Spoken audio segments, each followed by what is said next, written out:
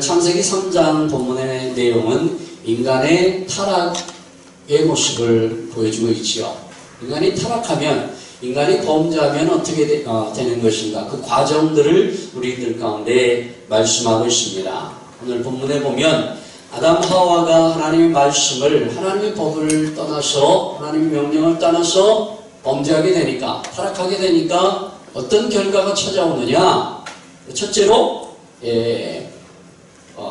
심리적 결과로 오늘 본문에 보면 우리가 두려워하여, 이런 표현이 있죠.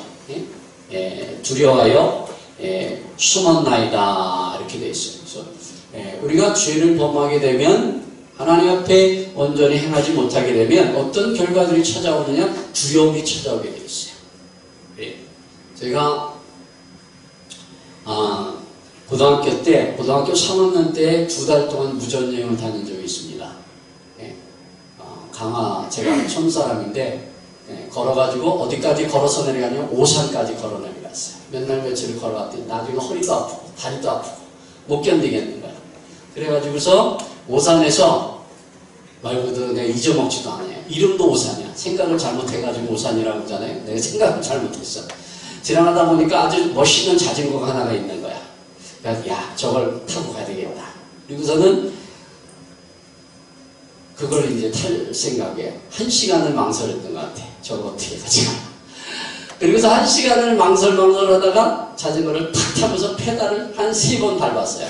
그랬더니 갑자기 뒤에서 뭐라 그러냐면, 그 미장원 앞에 있는데 미장원 아줌마가 튀어나오더니 도둑놈이야! 그러는 거야. 그래가지고 확 도망갔어요. 그 오산 그 골목을 확 도망갔어. 근데 조금 있다 보니까 부릉부릉이 오토바이를 타고 그 미장원 아줌마를 누가 젊은 사람이 태우면서 막 쫓아오는 거야. 확 쫓아오는 거야.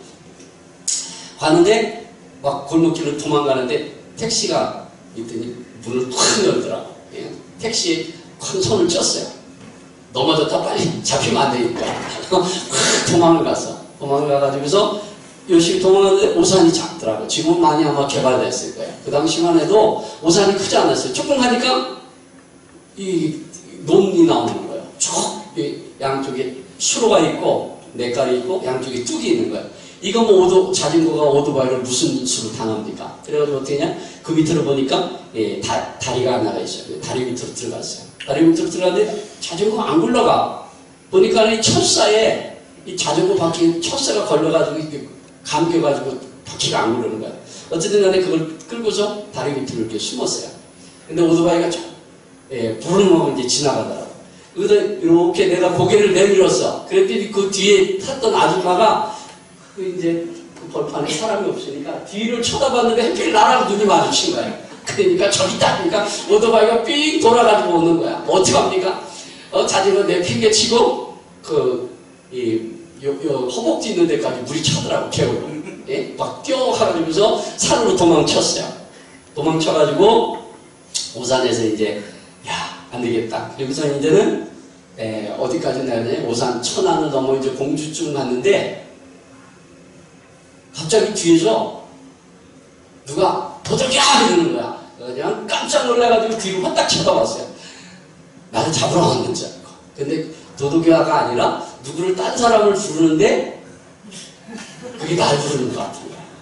그래서 근데 그때부터는 2달 동안 무전여행을 다니면서 절대로 자전거를 안 쳐다봤어요. 그런 것처럼 사람이 죄를 지면 두려움이 생기게 되어 있어요. 그래서 잠언에도 보니까 의인은 사자같이 담대하나 죄인은 쫓아오는 자가 없어도 숨느니라, 이렇게 되어 있어요. 그래서 우리들 마음속에 두려움이 들었다고 하면 여러분들 뒤돌아보시기 바랍니다. 내가 하나님 앞에 무언가 걸린 것이 있는가?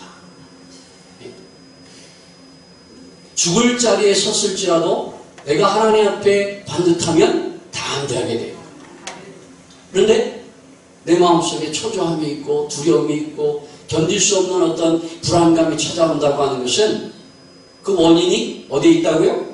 내가 하나님 앞에 범죄함 속에 있다. 그래.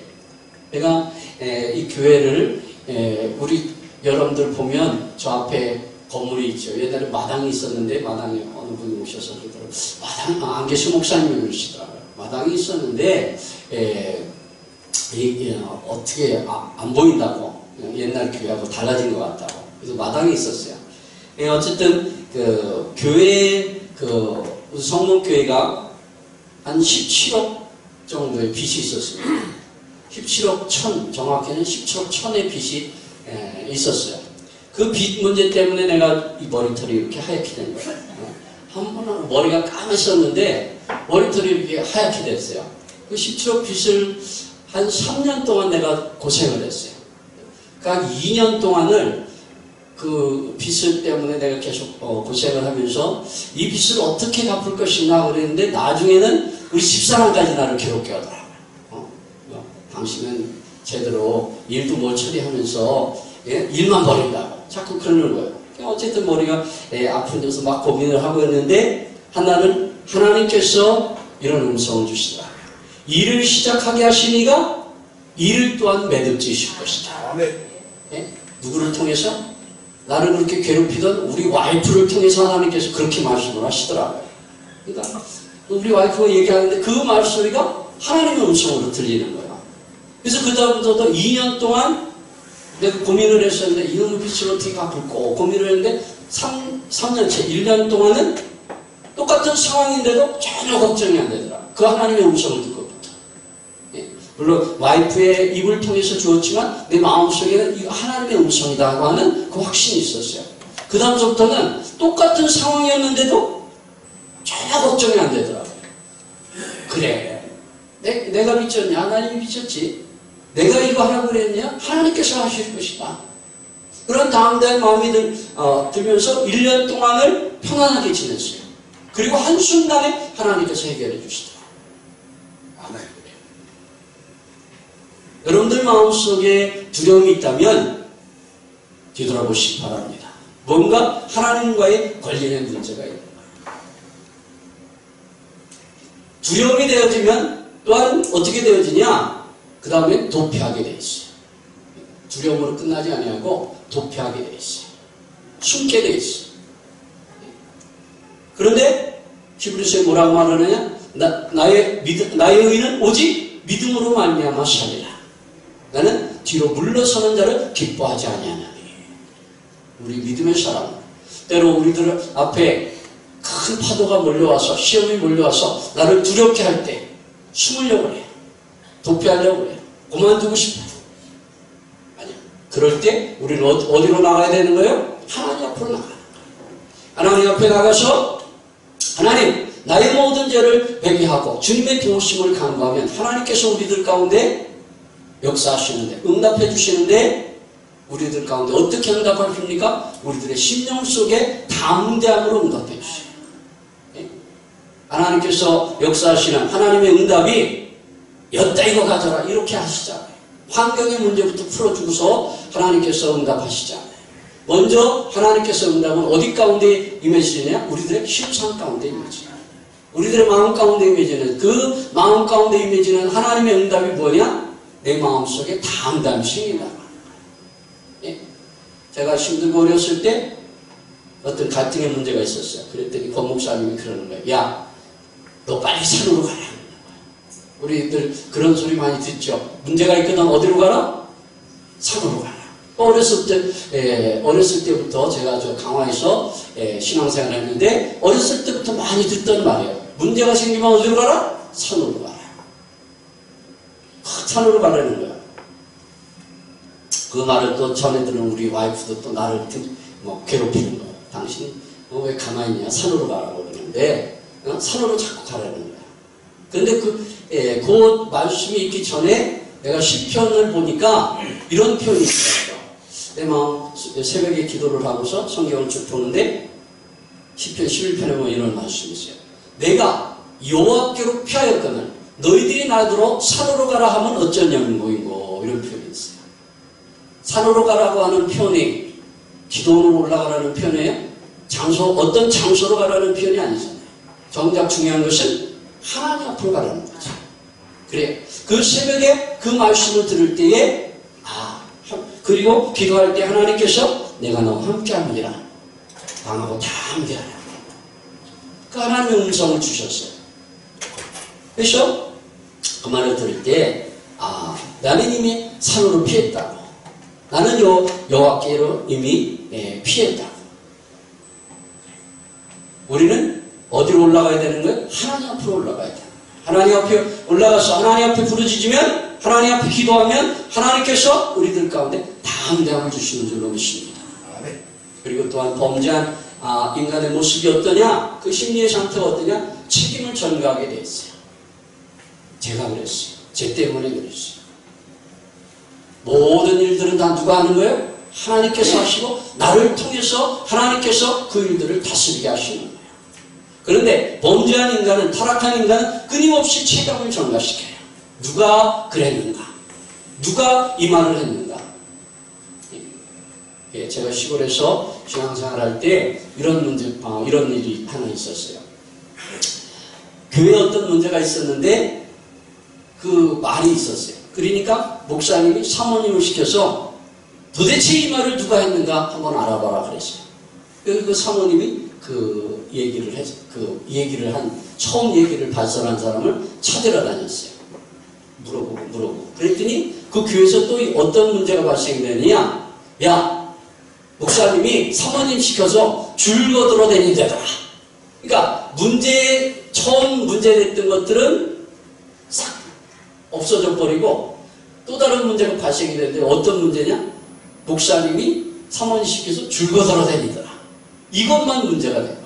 그래가지고 교회가 시끄러지고 결국은 교회가 제가 어렸을 때 학생 때 신앙생활했던 교회가 결국은 두 개로 빠그러지는 갈등에 큰 문제가 있었어요. 그래. 책임을 전가시키고 저것을 누가 했느냐? 모든 문제를 다 누가 하는 겁니까? 내가 그 책임을 지는 거예요. 내가 책임을 져야 돼. 내 인생에 일어나는 모든 문제들, 우리 와이프 때문에, 우리 남편 때문에, 우리 애들 때문에, 누구 때문에가 아니라 누구 때문인 거예요? 나와 하나님의 관계 속에 있는 거예요. 어떤 문제든 간에 그 문제를 짊어지고 하나님 앞에 나가서 주여, 이 문제를 해결하여 주옵소서. 나와 하나님과의 관계의 문제이지 어떤 사람들과 어떤 누구 때문에 그 문제가 발생되는 게 아니에요. 근데 타락한 인간들은 끊임없이 변명을 하죠. 누구 때문에? 누구 때문에 그렇다고 자꾸 책임을 전가시키는 거야. 또는 변명을 하는 거야. 아니요. 모든 문제는 다 내가 한 거예요. 나의 실수고 나의 무지고 나의 잘못이고 내가 더 기도하지 못했기 때문이고 내가 하나님 앞에 더 충성되지 못했기 때문에 모든 문제가 발생된 거예요. 그런데 타락한 인간은 끊임없이 상대방의 잘못을 지적하지요. 우리 김명수 목사님이 기도하시면서 우리나라 정치에 대해서 기도를 하셨는데 제가 그런 문제들을 봐요. 사람들이 도대체 자기가 잘못한 것들에 대해서 인정을 하지 않더라고요. 인정을 하지 않아요. 끊임없이 누군가의 잘못을 지적해요. 또 제 주변의 사람들을 봐도 그러더라고요. 그래서 야, 참 인간들 못됐다. 왜 잘못했다. 미안하다. 내가 실수했어. 이 한마디만 되는데 왜 그렇게 끝까지 변명을 할까? 그런데 내가 또 가만히 보니까 그럴 만한 이유가 있더라고요. 잘못했다고 사람들이 인정하지 않는 이유가 있어. 왜 그러냐? 잘못했다 그러면 아 그래? 하고서 덮어주고 그것을 용서해 주는 게 아니라 그것을 가지고서 낙인을 찍어. 그래 너 잘못했지. 너 나쁜 놈이야. 너 옛날에 네가 잘못했다고 했잖아. 너 나쁜 놈이야. 그거 완전히 찍어버려. 이것이 세상의 모습이더라. 우리 하나님의 사람들은 상대방이 잘못했다 그러면 그것들에 대해서 용서해주고 그것들에 대해서 더 이상 거론하지 않아야 돼. 옛날 것을 끄집어내가지고 또 얘기하고 옛날 것을 끄집어내가지고 또 얘기하고 너 옛날에 그랬잖아. 이것은 세상의 타락한 인간들의 문화인 거예요. 우리 하나님의 사람들은 과거의 어떤 모습, 어떤 일이 있든 간에 잘못했다고 내가 미안하다고 하면 그것들에 대해서 수용하고 그것들을 받아주고 그것들을 깨끗하게 용서할 수 있는 저와 여러분들이 되어주시기를 바랍니다. 깨끗하게 덮어줄 수 있습니다. 더 이상 거론하지 않아도 됩니다. 그것이 바로 우리 예수 믿는 사람들이, 세상의 사람들은 어떤 모습으로 살든 간에 우리 예수 믿는 사람들은 그와 같은 용서하는 삶의 모습이 있기를 바랍니다. 육체적으로, 심리적으로만 타락한 것이 아니라 또한 육체적으로 또한 타락되어지니까 육체적인 결과도 재앙도 불러오지요. 그래서 육체적 재앙에 대해서 뭐라고 말을 합니까? 힘써서 땀을 흘려야 될 것이고 여자는 해산의 고통을 더할 것을 말해요. 이 땅의 모든 세상의 모든 삶이 다 고통스러운 삶이라 타락한 결과가 어떻게 되느냐? 고통스러워지는 거예요. 그래서 옛날서부터 이 세상에 대해서 뭐라고 얘기합니까? 고해라 이렇게 해야죠. 고통에 받아라. 이 세상은 고통에 받아라. 모든 것들이 고통인 거예요. 그런데 이 고통의 바다를 다시 기쁨의 세상으로 만들기 위해서 우리 예수 그리스도께서 이 땅에 오신 것을 믿으시길 바랍니다. 그래서 예수님께서 요한복음 2장에 보면 첫 번째 하신 일이 뭐예요? 물로 포도주를 만드는 일이었어요. 이 고통스러운 세상을 무엇으로? 기쁨으로 변화시켜 주시는 거예요. 그래서 하나님께서 우리들에게 원하시는 삶의 모습이 있는데 가장 대표적인 하나님께서 우리들 가운데 원하시는 삶의 모습이 뭐냐? 첫째가 뭐예요? 항상 기뻐하라. 쉬지 말고 기도하라. 범사에 감사하라. 이것이 중요한 것이라 그 뒷절에 보니까 뭐라고 되어 있습니까? 이는 그리스도 예수 안에서 너희를 향하신 하나님의 뜻입니다. 우리 예수 믿는 사람들은 하나님의 뜻에 순종하며 살아가는 사람들이지요. 이 하나님의 뜻이 뭐라고 말씀합니까? 항상 기뻐하고 쉬지 말고 기도하고 범사에 감사하라. 우리가 하나님의 뜻대로 순종하며 살기 위해서는 항상 기뻐해야 되는 거예요. 그런데 이 고통의 바다 속에서 어떻게 우리가 감사할 수 있느냐? 모든 것들이 아프고 힘들고 슬픈 세상 속에서 어떻게 기뻐하면서 살 수 있습니까? 비결은 예수 그리스도를 통해서, 예수 그리스도 안에서 그 비결과 그 능력이 우리들 속에 주어지는 것을 믿으시길 바랍니다. 예수 그리스도를 통해서만이 가능합니다. 예수 그리스도 안에 있는 자는 죽음조차도 절망이 아니고요. 제가 대학교 다닐 때 프랑스의 실존주의 철학자였던 사르트르라고 하는 프랑스의 실존주의 철학자가 와서 강의를 했어요. 이름 그 실존주의 뭔가 좀 있어 보이잖아요. 예? 인간의 실제가 뭐냐? 뭐 이러면서 강의를 했을 때 일반 우리 학부생은 들어가지도 못했어요. 전국에서 유명한 사람들. 와가지고 그 강대상을 확 채웠어요. 그렇지만 정작 그가 임종을 맞아서 프랑스 근교의 한 병원에서 숨이 졌을 때 그가 이랬다고 해요. 의사 선생님, 나에게 하루만 더 살게 해달라고. 예? 그래요. 인간의 실존에 대해서 그렇게 떠들었던 수많은 대한민국의 석학들 앞에서 강연을 했던 그가 정작 자기 죽음 앞에서는 두려워서 벌벌 떠는 거예요. 그런데 저희 교회에 김성 권사님이라는 분이 계셨어요. 하루는 많이 몸이 아프다고 그래가지고서 회식에 신방을 갔어요. 그랬더니 그분이 진짜로 얼굴이 다 하얘. 얼굴만 하얀 게 아니라 손발이 다 하얘. 진짜로 곧 하나님 앞에 불러가실 것 같아. 그래서 제가 물었습니다. 권사님, 죽음이 두려우세요? 그랬더니 그 권사님 말씀이, 목사님, 저는 두렵지 않습니다. 하나님 나라갈, 하나님을 만날 기대를 가지고 있습니다. 이 종의 마음에 감동이 확신이 돼요. 나도 저래야 되는데. 죽음 앞에서 실존을 얘기했던 철학자는 두려워가지고 벌벌 떨면서 의사의 손을 붙잡고 나 좀 하루만 더 사달려달라고 그렇게 매달리는데, 오히려 이 권사님은 북한에서 내려오신 분인데 뭐 초등학교도 제대로 못 다니신 분이야.